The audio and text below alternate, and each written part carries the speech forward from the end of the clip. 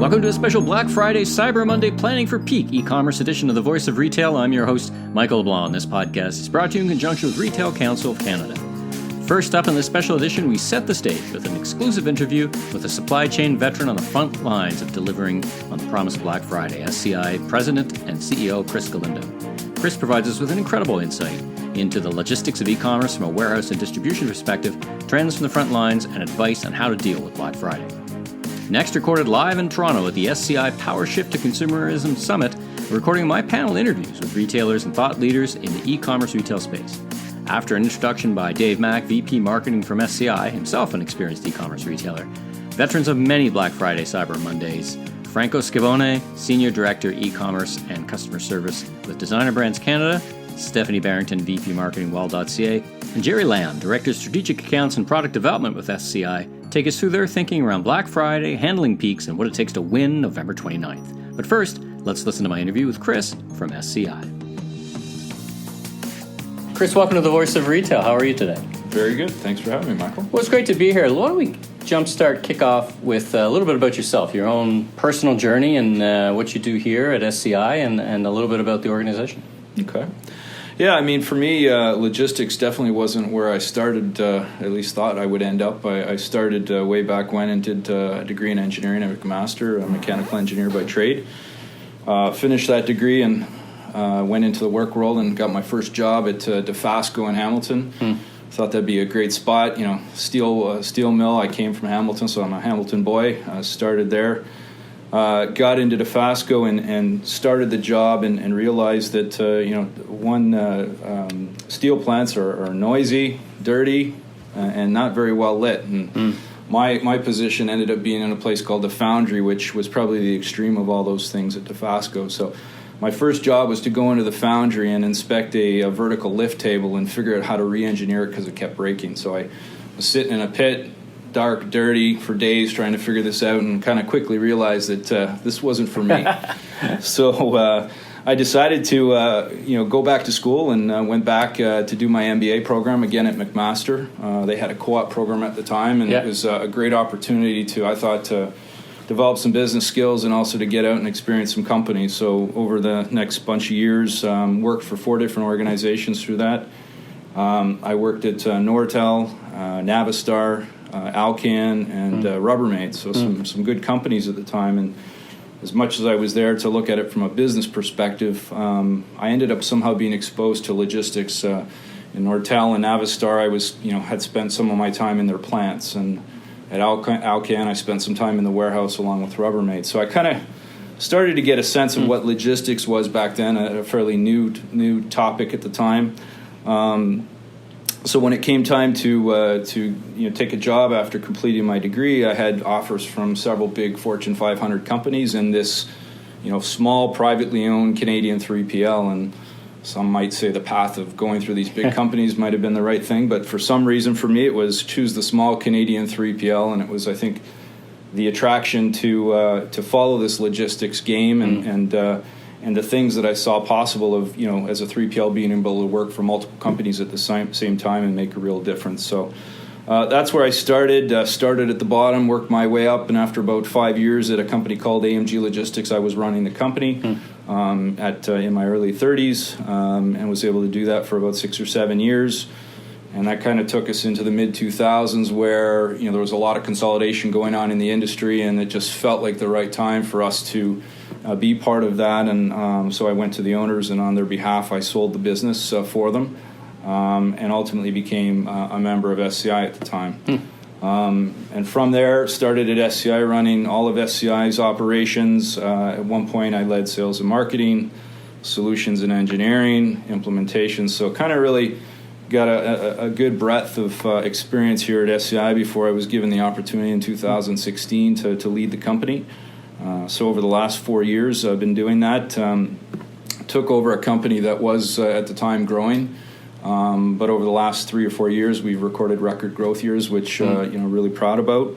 Let's talk about. Let's unpack what 3PL is, just for the listeners at home who may not be as familiar. Just give us a bit of 411 on what that means. Well, 3PL stands for third-party logistics. I mean, various forms of definitions, but, it started with kind of outsourcing your warehousing or outsourcing some of your transportation. And I think as the years have gone on, it's really become something where it's outsourcing your supply chain functions. And that's everything from fulfillment to reverse logistics, transportation, value-added services, and even more. So that's really what it is today. And when you look at SCI, I mean, that's one of the things we offer to the Canadian market is we think we offer a full suite of those services to Canadian companies. So I guess it's one of those choices that retailers can make as they think about their supply chains and direct to customer, even to each other, business to business, is whether they build themselves a warehouse, staff it, run it, or they look for expert professionals outside who do that for a living. And that's a choice you can make for,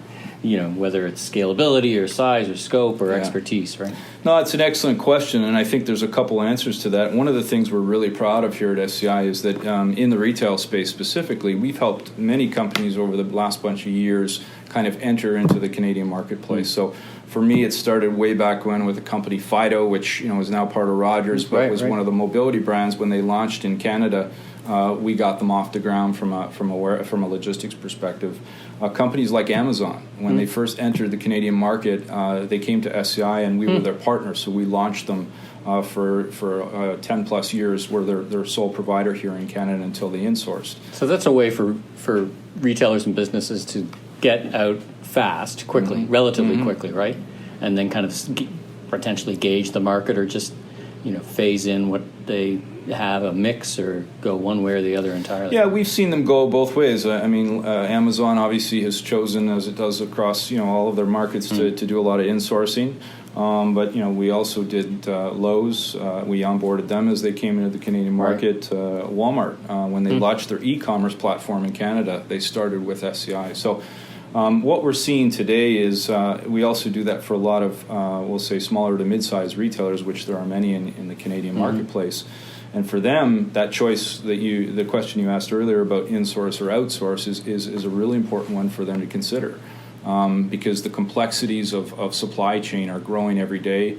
The demands of the B2C and having things customized to customers' needs, the peaks and valleys of what we face. Those mid-sized customers really are going to have a hard time excelling at supply chain when they're just a few people. So, in their cases, outsourcing to organizations that bring experience and skill and talent and scalability and all those things to the table, I think is an important decision for retailers to think about. Well, it's a good segue into my next question, which is, you meet with a lot of C-level executives across retail, across industries. So, one of the very popular questions we all get asked, or what I get asked, is, what are you hearing? And I guess I'd ask you that question as retailers read the headlines and experience it firsthand with other competitive retailers talking about 2-day delivery anywhere and 1-day delivery and all these things that really tax your supply chain and your warehouse. What's top of mind when you have the discussions around supply chain and 3PL or insourced or whatever, however you're having those discussions? Well, the 1-day, the 2-day, or the right place at the right time, or same-day delivery, all these things that are about speed to market and meeting the needs of the consumer, I think is definitely something that we talk to many retailers about. I think the struggle that many are having in Canada, I find, is that how do they make that decision? Because to have speed to market comes with supply chain decisions that present often a lot of cost. So if you want to be in every market and provide same day or next day, do you need to have multiple DCs across the country? Do you need to replicate inventories across the country? So they're grappling with, do I do it, spend the money, and does it turn into an uptick in sales? Or is in some cases even necessary just to keep the sales they've got. So we're hearing a lot of conversation, and companies I see actually making decisions both ways. Some are actually expanding, and I've seen some of the bigger players even surprisingly go the other way. Contracting, so they're really contracting, so to speak. Trying to manage the costs of logistics versus maybe seeing the need to really expedite to same day delivery. So that's a big element. I guess that pendulum can kind of swing back and forth, right? Well, and it applies to many different areas. But we're going to do it ourselves, or we're going to outsource it, and there's pros and cons to each. But I think in this business where it's pretty fast moving, and really, I want to talk about when we've talked before, you've talked about how this business is as much about people and real estate as it is anything else. So first of all, how many facilities or warehouses do you have across the country? What kind of scope? Do you have a national scope? Yeah, we're national, coast to coast, so BC all the way out to the Maritimes. We've got 30 plus, we'll call them full-scale warehouses, as well as a complete forward stocking network that's another 35 plus locations across the country. So I would say, we've got the country covered pretty well. Covered, right? Yeah, right on, and we're in every, pretty much every major city in the country at this point. But what does it take to run those? I mean, again, back to this people business. Yeah. I hear from retailers from all different facets getting, the war for talent's real, right? Yeah. It's tough to get people in and hire them and keep them, right? Yeah, I think that, the two biggest challenges we're facing in our industry today are space and people. And on the space front, the decision process today is so much different than it used to be. Used to be, either retailers made decisions or we made decisions on a need, and then we would go to market and we would work with real estate, and they would give us a list of 10 or 15 building options. Which ones would you like? Yeah, which ones do you like? And we like that one, and then we could go. Can I have it in gray, please? Yeah, negotiate an aggressive deal with the landlord. Well, those days are gone. And today it's forcing people to make decisions even in advance, or decisions on buildings even in advance of making the decisions in their business, which is creating obviously a lot more risk. And even when you're ready to make those decisions, you're often choosing between one or two buildings, and they're not the buildings in the location you want, they're not the setup you want, and they're not the size you want. So you're having to make those decisions and make the best of the situation, and then work with landlords who, there's no such thing as a 3-year lease anymore. It's 5 if you're lucky, likely 10 they're pushing for. So that's really affected decisions. On the labor front, again, labor is so difficult to get in the 3PL space. Finding top talent is everybody's challenge. We're all trying to find different ways to make it happen, whether it's driving a culture in our business, or it's looking at compensation, or kind of the projects and the neatness of the work. And you're not even talking here. I mean, you're talking in two dimensions. One, you're talking about the engineering and the tech to run it, but you're also talking about the people who work in those warehouses, right? The hourly workforce is tough, and again, going back to the buildings that are becoming available now are often in places where the hourly people aren't. So what we're seeing to the extreme is people locating warehouses which aren't ideal, and then actually shuttling people from other parts of either the city or even in other cities into their city to do the work. I know of several groups that are, in Milton that are shuttling people from Mississauga into work. Wow.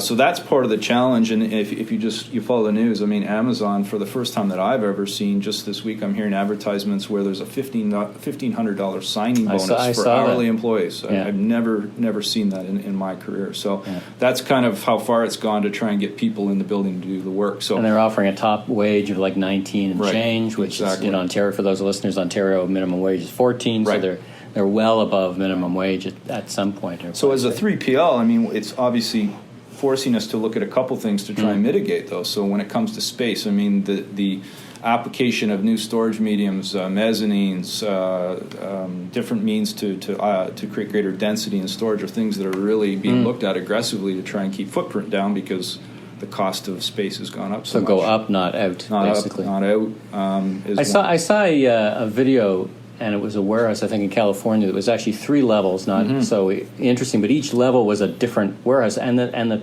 truck trailers could actually go to each level. Yeah, it was amazing. I just thought, a little bit of mind blowing for me, because it just really highlights what you're saying, right? The building was built by, I think, Prologis, and they've got a strategy to look at more of these buildings. And again, it's about, if you're trying to get closer to the customer, which that building is, closer to the employees, is that you have limited footprint. So go up and get more use out of the space. So it's definitely, I wouldn't say it's a huge trend yet, but there's a lot of talk about doing more of that. Well, it certainly highlights what you're talking about, which is it's tough to get space where you need it, so you can get products to the customers and people to pack those boxes.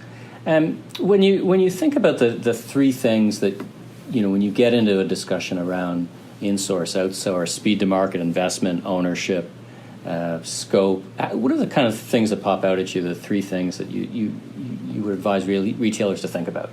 If you could distill it all down, there's like a million things to think about, but in any big decision, you can really, I like to kind of batch it all together into 3 things. You need to think about these three things to help guide your decision making, what would that be in your world? Yeah, I think I would start, and maybe it sounds obvious, but you got to start with the customer, right? What is the retailer's customer looking for?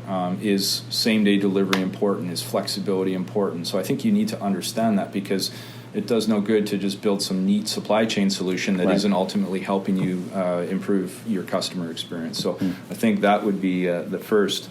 I think flexibility and scalability is so important. I mean, obviously we live in a world that's changing faster than ever before, and retail is no different. So what you think about needing today, 6 months from now, you can't just build that, because you need to also think about what 2 and 3 years out is going to look like. Today we're investing capital in buildings and automation. So you need to be able to build these things so that they are flexible and adaptable to the changing demands of the retailer, which change on a dime nowadays. Sure. And then I think the other piece, and we touched on it earlier, was that whole insourcing outsourcing decision. Is that with the complexities of supply chain moving forward, are you as a retailer really in a position to perform and deal with those complexities in the supply chain, or are you better to give it to somebody who does that, for a living? Yeah, classic decision that, the third final is kind of, the last one is like a classic decision on many elements, but it seems in your space it's getting more complicated faster, right? I mean, you get double-digit growth in e-commerce, for example. Yeah. I was reading a great article in the New York Times last week that Manhattan got something like 1.2 million deliveries a day. Like, the streets are clogging, which makes your transportation partners, lives difficult, and makes you think about, different decisions about where you're going to locate and approach and do all that stuff. Well, it's even those. I mean, we do some transportation, but that final mile is often something that we partner with. But it's how do we work with those partners? Because it's up to you to get the order out of the warehouse, and to those partners. And we can't forget that, right? We talk. It's funny because whenever everybody talks same day, next day, 2 day, they're thinking the last mile. But before the last mile happens, an order's got to be flighted, weight, and pulled out of a warehouse and picked and packed and get ready to ship, right? A typical SLA, I mean, for a B2C account is to say that, we're going to get an order, by noon and sometimes even later and get it out the same day. So, it's really important that, we're already tightly constrained to the time we have to get it out. And then when you start to roll in and say, well, some of those orders need to go for a night delivery, and some need to go for same day. Wave west, wave east. Yeah, there's a need to coordinate more than just picking and packing and shipping a box. So that's, again, where the complexities start to come into the equation. You provide me another nice segue there, because I want to talk about peak. So whether, right now we're going to be listening to this in and around Black Friday, which is a tremendous peak. But we're starting to see that, retail just being very peaky in general, whether it's this or other kind of events. What's your advice around how to think about or conceptualize peak, as we would call it? How do you get ready? Obviously, if it's November, it's probably too late. Yeah. But let's talk about 2020 as retailers kind of will survive, thrive, or whatever they do this year. How should they be thinking about getting ready for next year, which inevitably will be peakier and bigger? So this isn't a one-time issue. Yeah, no, I think, and this is where, I go back to, I mentioned Amazon earlier. Some of the experiences early on with a customer like that, a retailer like that, really taught us some great lessons. And, when it comes to peak back then, first thing, it may sound obvious, but plan early. And back then it was that meant start, kind of in February. Right. And that's not joking. That's really when we would start. You would start with understanding what you were going to build to. You would also plan early any of the capital investments or changes you need to make to your facility to be ready. Get that done early was also important. Always having contingency plans, because one thing that is certain is that your forecast today isn't going to likely be what you actually experience. So how do you deal with those unexpected events, those even further spikes in volumes on top of things? We think it's really important as you get closer to we'll say Black Friday is that you look to do stress tests. So test what you think you've built and learn before it happens, where you've got time to course correct before you get the real big tsunami of volume. Training. I mean, one thing about peak is you're bringing on a ton of new people. And with that onboarding, unless you spend the time to effectively train them so that they're going to perform well, be productive, and do the right thing, you're just not going to achieve your goals. I love that preparation idea that, run a couple of shifts with as many orders as you can possibly. Yeah. Well, what we do is we often with our bigger retailers is we'll actually halt shipping for a day. So the way we'll we'll build a backlog on purpose, usually over a weekend, and then set it up so that now we've got to catch up or get to the volume that we're projecting to do, closer to peak. So that's one way to do that. That's a neat way to do it. Yeah. And I mean, at the end of the day, often it's about the details. A plan at a high level is great. The more you think about the details and work through the details before it happens, I think the more prepared you're going to be. Like many other things. Yeah. Thinking ahead, putting your forecasting hat on, I mean, you've got tremendous experience in this space, but to the degree you could see what's around the corner, I can't think of anyone better positioned to think of that in your space. Like, what do you see happening? For example, I see more automation than less, but at the same time, automation comes at a cost, and that automation, that stuff gets old pretty quick. It's not the answer to everything, but if we were having this discussion in a couple of years, what do you think would be different? Well, I definitely, one thing I see is that there's a renewed energy around the environment. And I think that, 10 plus years ago, environment was the big thing, and everybody talked about it. Even when we did RFPs, it was always asked what your programs were, and I think it kind of died because everything around it cost money and people weren't prepared to spend. I think today there's a new energy around how we truly do things that respect the environment. And in the warehousing environment, that comes from things like simple things like the lighting we have, but now looking more at things like relamping the warehouse, but now packaging, for example, is a big thing. Anybody who's received a package from an online shop is almost certainly have seen a situation where you open the box. You look inside and you go, I mean, they shipped me this huge box for that little piece. Yeah. But when you think about the environmental impact of the excess corrugate, the dunnage that's inside, and even further, that big package takes space on a truck that's delivering to you, the carbon footprint that it's creating. So right now for us, there's a lot of energy and focus around what can be done with packaging to help, not just reduce costs, of course, but to look at, the environmental positive impact that it creates. Well, and it's kind of it's a cumulative effect, right? So one box may not be too bad, but if you're getting 5 or 6 or 8, it really starts to visually kind of add up. And in your world, I guess coming up with those solutions is going to be important. Absolutely. So how do people get in touch with you? Want to learn more about SCI? Want to explore what you do? What's the best way to get in touch? I think the easiest way to get a hold of me is LinkedIn. I'm on LinkedIn, so if anybody wants to reach out, I'd be happy to hear from you. And of course, if you go to sci.ca, you can go to our website, and there's ways to communicate with us through there, and we'd be happy to follow up on any questions you might have. Well, great. Well, thanks for spending time on The Voice of Retail. Yep. I wish you and all your team across the country good luck as we approach Black Friday. Yep. It's fun days for everyone. It's exciting times, and we're ramping up, and we're getting ready, so looking forward to it. Well, excellent. Thanks again for sitting down. All right. Thanks, Michael.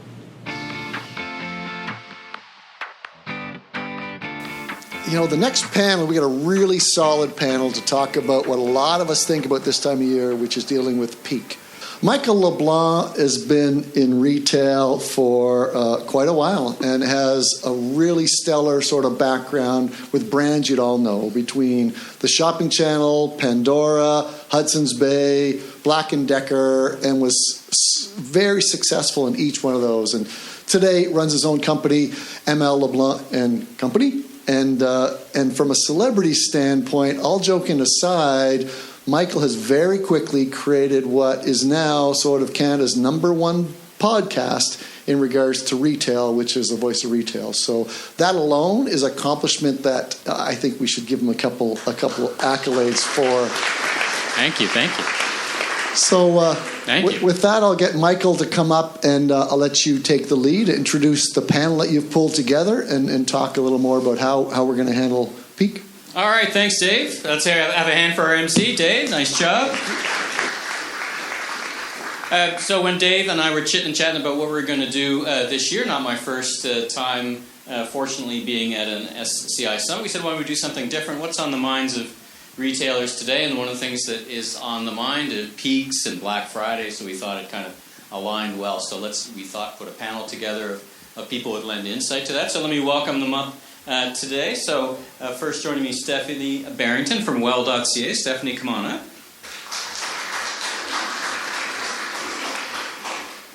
Franco from Designer Brands. I'm still not used to saying Designer Brands. Town Shoes, now Designer Brands, DSW.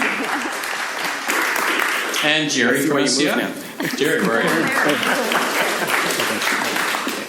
you? Franco, why don't we just get started with you? Tell us a little bit about your personal and professional journey, what you do today and who you do that with, a little bit of background. The brand names have changed a bit, so make sure we're all up to date on that. Sure. I've been in digital and e-commerce for 20 plus years. When I started in my journey in the space, I was teaching people how to surf the internet, how to use Alta Vista. It was that long ago. And from there, I went on to manage the Royal Bank's website. I was at TELUS, where I did digital, social, and e-commerce there. Really cut my teeth in e-commerce with Dell Computers Canada, and I am now with Designer Brands, formerly Town Shoes, managing the e-commerce fulfillment and customer service group there. So Designer Brands, as you may or may not know, owns DSW in Canada, well, DSW worldwide, but I manage the Canadian website and e-commerce business, the shoe company, and the shoe warehouse. Very good, very good. Stephanie. All right, I started my career in magazine marketing, where what I did was all about direct marketing. So I worked for most of the major Canadian magazine publishers, so Toronto Life Magazine and all the Rogers titles. And then I had a mentor who moved to Lavalife, and she said, you know, this direct mail thing is very similar to the online activities of measuring your marketing ROI. So why don't you come over? And I haven't looked back since. So I went to Lavalife, and then I was at PayPal, and now I've been at well.ca for probably 5.5 years now. Great. Tell us a little bit about well.ca. That's a digital native startup, and tell us a little bit about Well as it exists today. Yeah, so well.ca sells health, beauty, and baby products. I guess when I started, it was kind of like a startup. We moved very quickly. We had no money, and so we had to make our budgets really go far. And we grew really fast over the last little while, and I guess at the end of 2017, we were purchased by McKesson, which I've understood is the 6th largest company in North America, so that's kind of crazy. Mm-hmm. And we bring digital e-commerce experience to them, and they bring pharmacy and investment to us. So it's a good partnership. It's a good trade-off. You kind of a commingling of great things. Yeah. Jerry, talk about your background a bit. Hello everyone, my name is Jerry Lam, and I'm the Director of Strategic Accounts and Product Development with SCI. SCI, who's your host here today, they are a Canadian leading e-commerce, retail omnichannel 3PL. They deal with large enterprise clients and small to mid-range clients in the same space as well. I've been in this marketplace, the supply chain, for 20 plus years. I have my Q4 and Peak cards. And I'm starting to get these Black Friday white hairs, and it's getting more and more every year. So my wife says it's not her or the kids, it's me. So it probably is true. And really, my role in the organization is to bring services and product to our partners, so that they can to help them with enhancing their product and advancing their product and their services to the end user. So thank you for having me on. Thank you for joining us. It's a great panel because we see all kinds of different perspectives. So let's just jump right into talking about these peaks. And the first peak we should talk about is what is relatively new holiday in Canada, Black Friday. 10 years ago, didn't exist, certainly not in the way it did before Black Friday, Cyber Monday. So Franco, Stephanie, talk about, is that the peak for you? Is that a peak for your business? And if so, has it changed at all over its short lifetime, but do you find it evolving over or year to year? Yeah, definitely. So it's definitely a peak for us. Fall, winter is our big time of year. We have 2 seasons, so spring, summer, we're selling sandals. is our main commodity, and now boots is our main commodity. So you can imagine the back half of the year is a bigger part of the year just from a AOV perspective. I can sell one boot for the same margin that I can sell two sandals for, right? To compound that, Black Friday, Cyber Monday has become such a big part of our business, both bricks and online, that we're planning for it well in advance. Stephanie, when I was thinking about well.ca, I wasn't sure if that was a peak for you, but I think it is for you. Like, it's a big day for you, right? Yeah, so I would say the same thing. The week leading into Black Friday is huge for us, and I would say every year those peaks get more pronounced. Yeah, and it's not just delivery, right? I mean, as per our host, it's actually getting the product out of the warehouse is a big enough challenge, right? I think that we need some robots, definitely. We have a hard time hiring for this peak period. Right now we're trying to, get all those people in line for our warehouse, and we just can't hire them. It's a real problem. Are we finding the evolution of the holiday, it was Black Friday, Cyber Monday. Cyber Monday at one point was bigger than Black Friday, at least if you were an online retailer, certainly a pure play. Is that still the case? It really becomes a week and a half to 2 week event when you think about it. Most marketers are in market on the Friday before. We've been calling that Gray Friday, right up until Cyber Week, if you will, trying to take advantage of that demand as much as possible. The shift for e-commerce, recent 2-3 years ago was Cyber was the bigger day and the bigger week, and that definitely shifted to Black Friday instead of. Right, so of those, that week and a half, but even in the weekend, the Friday's bigger than the Monday, and that's relatively new. Yeah, that's within the last 2 years for us, and last year continued. Right. Same for you, Stephanie? Yeah, so I guess when I started at well.ca over 5 years ago, Boxing Day was big for us. It was bigger than Black Friday, but now Black Friday is by far bigger than any other event that we have.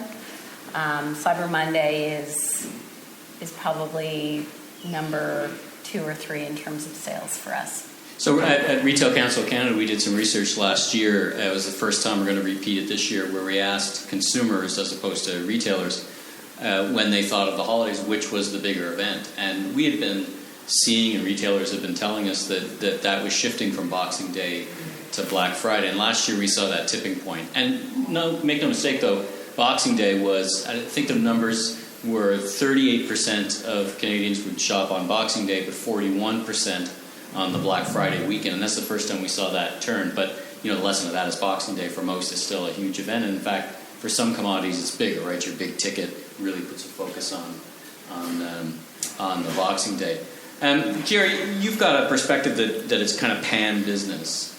So what changes have you seen from helping businesses execute? Do you see more concentration? Do you see these kind of impacts and feel them in your business? The vendors and the customers we have all have different needs. Fast fashion is very, very selective, very short period of get it to market, get out quick, and be done with it, and the next wave is going to come right behind it. So I look at it as the 3-hump camel, right? So the first hump is all this planning that has to happen in the distribution center, all the talent acquisition, all the resource acquisitions, all the equipment and systems and space that needs to be prepped well ahead of time, especially in these short windows before peak, to get you ready for peak. So that's your first hump. Your second hump is the inbound volume that comes in. You actually get this huge surge of inbound, especially on these fast retailing to market clients. It's coming, you got a month or 6 weeks to get that inventory into the building, trying to make it fit in the space that you have before the outbound hits. So I think what we've really seen is the shift in terms of how much planning and how much time you have between planning inbound and outbound. It's actually truncated, and it's gotten pretty tight. And Franco, in your model, you're shipping from store, I believe, at this point. That's correct. So that last point that Jerry mentioned must be pretty meaningful. How do you get to get ready for peak? How do you get all that inventory into the store without making the stores just one big wall of boxes, right? How do you manage that challenge? So luckily we have 200 plus retail locations across the country, and we use that as a distribution network for our e-commerce business. One of the things that we've done over the last several years is we've built mini hubs within those stores. So larger footprint stores that may not that we've in the past we've pulled racks out of to make it look full. We've been able to turn those into a hub, and they have a substantial back room that we can then put those racks back in and can continue to load it with product. So we have the ware room strategy. Yeah. So we've got hubs like that throughout the country, so that helps considerably. And Stephanie, let's unpack preparation for such a peak within your organization, because it must be galvanizing pretty much every department to get ready for such a peaky event. I mean, I remember just speaking about labor when I was at the Shopping Channel. We didn't have that same kind of peak when I was there, kind of before Black Friday, but we had certain guests that would just drive volume. Ordinarily, let's say we sell a couple 3,000 items on a day, but one guest would sell 22,000 items on a day. And it would be all so interesting in the planning for those big days would go on for weeks and months ahead of time. But from a different function within your organization, how do you approach planning for the peak? Yeah, I think something we've learned over the years is that you need to have all the key players planning for Black Friday together, because each department is so dependent on the other. And that's something that we've come to learn over time. So we are getting a lot better at it. I know that our buyers are cutting POs early. Our warehouse team is making sure we have the space in the warehouse to warehouse all of the products for Black Friday. Our HR team is critical in this in terms of hiring people, marketing, customer care. We're all kind of aligned and communicating, and we've documented all of the issues that have happened in the past. Things like, we've had instances where we launch and our website goes down, so we know now that we need to add more capacity with our servers and things like that. So I think it's more about having this team of people who are talking about it early and getting organized. And that's sort of before. And then during, I think something we learned that's super important is keeping the team motivated and on task. It's sort of like the warehouse piece after for the picking and packing. You got to keep that momentum going, because I think it becomes overwhelming for the team sort of post-purchase. So those are just some of the things that we've learned. Jerry, what advice would you have for those, in the warehouse? You've got a staff, or we've already talked about earlier in the day how difficult just staffing is on a day-to-day basis. But how do you approach building? Like, do you, for some retailers, would you pre-pack certain items, kind of make a bet that a certain configuration is going to be popular just by the law of big math, and what kind of prep work goes in to getting ahead of the game in terms of what you do in the warehouse? So I think there's a lot of energy that goes into planning. I think that we execute the third hump on the camel. If you fail on the first hump and the second hump, the third hump it's chaos, right? So the energy is really put into the front end during the planning stages to ensure that you can get the most out of it. So some of our customers will do a bit of a drawdown where they bleed aged inventory on the front end, so that there's more capacity available to them for the inventory that's about to come in a hurry.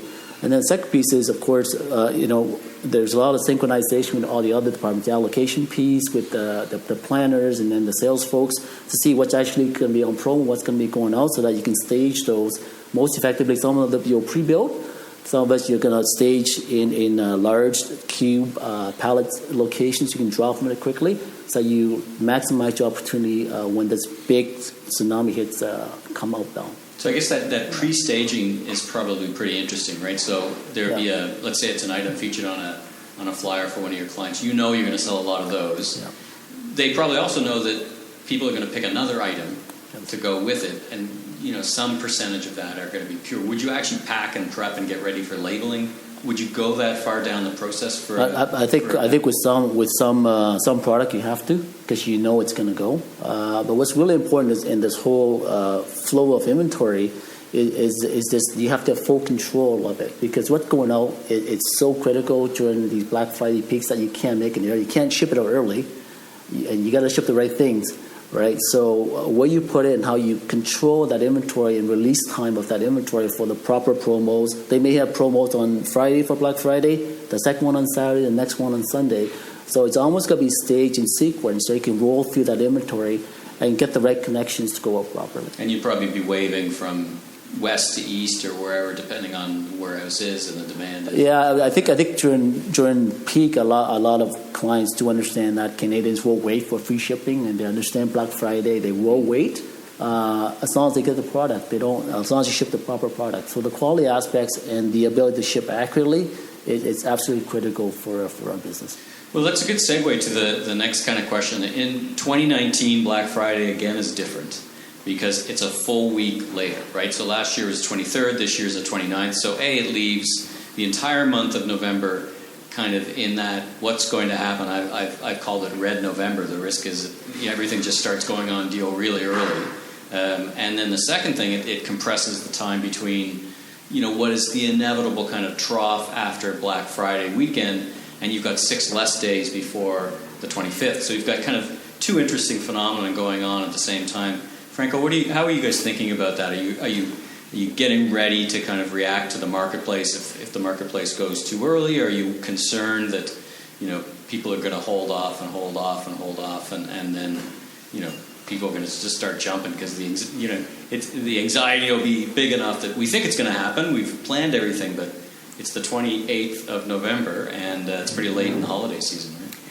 So there's a couple of things we've been doing. So one, we have our regular markdown cadence for the product that's in market right now. That product has to be out of stores by the time spring rolls around. So what we've done is we've coordinated our markdown cadence to be early in November for taking markdowns or going deeper with markdowns, so that we can keep the momentum going throughout November and give us a little bit of push from a revenue perspective before the Black Friday piece comes in. It also, to Jerry's point, helps us get rid of some of that product before Black Friday and clouds the product offering. My bigger concern is probably more the after. It really condenses that period of time after Cyber Monday, because we usually do something on Green Monday, which has been proven fairly successful, which is like the next week now, right. and then obviously the color coded weeks. That's right. Now it's not just the retail 454 calendar anymore. Now we're color coding. Exactly, and then the other piece is the last ship day before Christmas. Right. It really condenses that, and that's a big push for us as well, is making sure that we have that date on the site, and getting product out before then. And Stephanie, to your customers, lots of giftable items, lots of kits, no doubt, lots of work. How are you thinking about 2019 versus 2018? Are you thinking about it any differently? Yeah, we are looking to move some of our promotions up, so we're going to start early. It sounds like everyone else is going to do the same thing this year. We're also looking at how we're spending our marketing budget. We're going to spend more money earlier as opposed to during Black Friday, because we just think if we can spread out that demand in any way, it's going to help us in the long run. That's a really interesting point, because at some point you just can't spend your advertising dollars in such a compressed period, right? There's not the inventory to buy. You almost don't have to. I'd rather get a customer early who's probably going to be a better customer than a customer, like a new customer during Black Friday. And that's really what we spend our budgets on, is to really attract the new customer that will stay with us, as opposed to the new customer at Black Friday who's looking for a deal and probably won't shop with us again. Other things we're doing, we're just making sure our communication plan around delivery is like crystal clear. We need to make sure the customer knows what to expect, without scaring them away from actually shopping with us. And that's the art and science, really. That's the tough part. I want to talk about one other peak briefly. Amazon's come up a number of times, as it should. Now they've created their own holiday in the summer, and there's two schools of thought around that, supporting that from a retail perspective. I'm more of the school of thought to let them have the day and don't go head-to-head with them, because then it validates the day if you're a competing retailer. We used to think that about Black Friday, though. So, any thoughts on, July, it's interesting because July numbers just came out from Stats Canada. Retail was up, core retail was up 3.3%. Interesting, I don't even think Amazon's in that number, because when you look at Stats Canada numbers for core retail, Amazon is not in that number. Amazon is not in the e-commerce number. Amazon and Wayfair are considered warehouses. They're not considered retailers. So they're actually not in the e-commerce numbers. So they're in the economic numbers, but they're not actually in the retail numbers. So it's, can one retailer have that much effect? And how are you both thinking about what to do about Prime Day? You ignore it and let them have their day, or do you jump in and feel the competitive pressure? So 2-3 years ago, the same mindset as you ignore it and let them have their day. You're not going to compete necessarily with them.